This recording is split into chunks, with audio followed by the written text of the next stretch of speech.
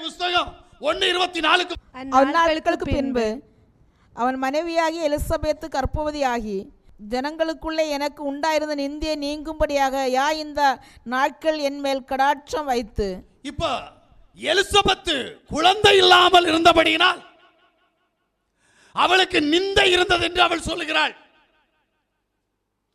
தேவ சமூகத்தில் அவள் கடந்து போன போது பரலோகத்தின் தேவன் அவளுடைய நிந்தையை நீக்கும்படி கற்பத்தை திறந்து புத்திர சுவிகார பாக்கியத்தை கொடுத்தார்.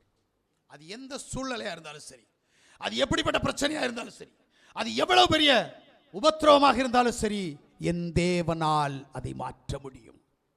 அல்லேலூயா.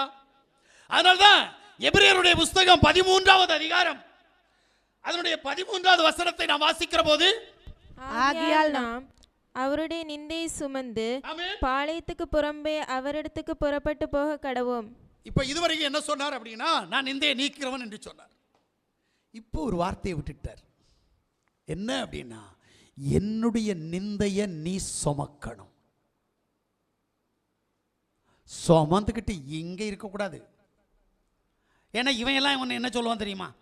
ஆமா, அவன் தேவனை விசுவாசித்தான், தேவனால படுறான் பாடு, உனக்கு நற்சாட்சி தருவாங்க. இங்கே இருக்கக்கூடாது, பாளையத்தை விட்டு வெளியே போனோம்.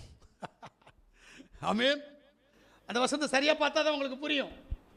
ஆகையால் நாம் அவருடைய நிந்தையை சுமந்து பாளையத்துக்கு புறம்பே அவரிடத்துக்கு புறப்பட்டு போக கடவோம். அவரிடத்துல போனோம்.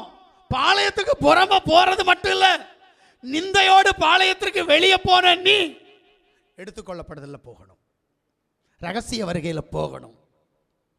நிந்தை இல்லாம அவருடைய நிந்தையை சுமக்காம வான் நிந்தையில போக முடியாது, முடியவே முடியாது. அவர் அவமானப்பட்டார், அவர் காரி துப்பப்பட்டார், அவருடைய வஸ்திரம் உரியப்பட்டது, 1 அடிகள் சவுக்கால் அடிக்கப்பட்டது, ஈட்டினால் குத்தப்பட்டது, முள்முடி சூட்டப்பட்டது. அவ்வளவு பெரிய நிந்தை, சர்வ வல்லமையுள்ள தேவனுக்கு நடந்த அவ்வளவு பெரிய நிந்தையை நீ சுமந்துட்டு பாளையத்துக்கு வெளியே போகணும். முடியுமா? முடியாதே. அப்போ இவ்வளோ பெரிய கஷ்டங்களை நான் சுமக்கவா? இங்கேயே ஒரு நேரம் சாப்பாடு இல்லைன்னா, ஒரு துணி எடுத்து தரலன்னா என்ன சண்டை போடுறோம், என்னெல்லாம் பண்றோம். சோறு தின்ன மாட்டோம், சண்டை போடுவோம். அப்போதான் பேய் பிசாசெல்லாம் வந்து பிடிக்கும், எல்லா பிசாசும் இறங்கி வந்து கிரியை செய்யும். ஏன்? வேண்டியது விருப்பம் உள்ளது கிடைக்கல அப்படின்ட்டு மறைமுகமா சண்டை போடுறவங்க எத்தனை பேர்? இதல்ல. அதனால தான் நிந்தையை ஒன்னால சுமக்க முடியல. அவர் பட்ட பாடுகளை நீ சுமக்கணும். முடியுமா? வாசிங்க. இப்ப சொல்றார் ஏசாயா 25:8 திரும்ப வாசி. அவர் மரணத்தை ஜெயமாக விளங்குவார், அவர் மரணத்தை ஜெயமாக விளங்குவார். யாவாகிய தேவன் எல்லா முகங்களிலும் இருந்து கண்ணீரை துடைத்து. எல்லா முகம்னா உலகத்தில் இருக்கிற எல்லாருடைய முகம் அல்ல, அதை புரியணும். நீ என்ன குணம் படைத்தவனாக இருக்கிற, யாவுக்கு கீழ்ப்படுகிறவனாக இருக்கிறாயா, அதை உற்று கவனிப்பார்.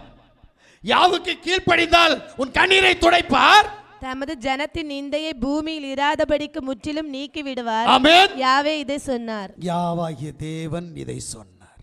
நல்லா புரிஞ்சுக்கடு. சர்வ வல்லமையுள்ள தேவனாகிய யாவாகிய யாஷ்வமேஷியா மெய்யான தேவன், ராஜாதி ராஜா, சர்வ வல்லமையுள்ள தேவன் இன்றைக்கு உனக்கு சொல்லுகிறார், உன்னுடைய கண்ணீரை துடைத்து உன்னுடைய நிந்தையை உன்னில் இராதபடிக்கு உன்னை நான் ஆசீர்வதிக்கப் போகிறேன்.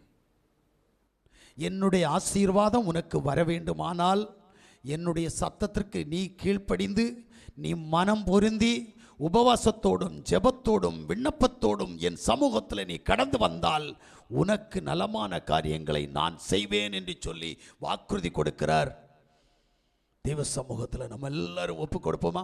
ஆண்டவரே, என்னையும் ஆசீர்வதித்து என்னுடைய கண்ணீரை துடைத்து என்னுடைய நிந்தையை நீக்கி என்னை உம்முடைய பிள்ளையாய் எடுத்து உபயோகப்படுத்தும் என்று சொல்லி எல்லாரும் தேவ சமூகத்தில் ஒப்பு கொடுப்போமா?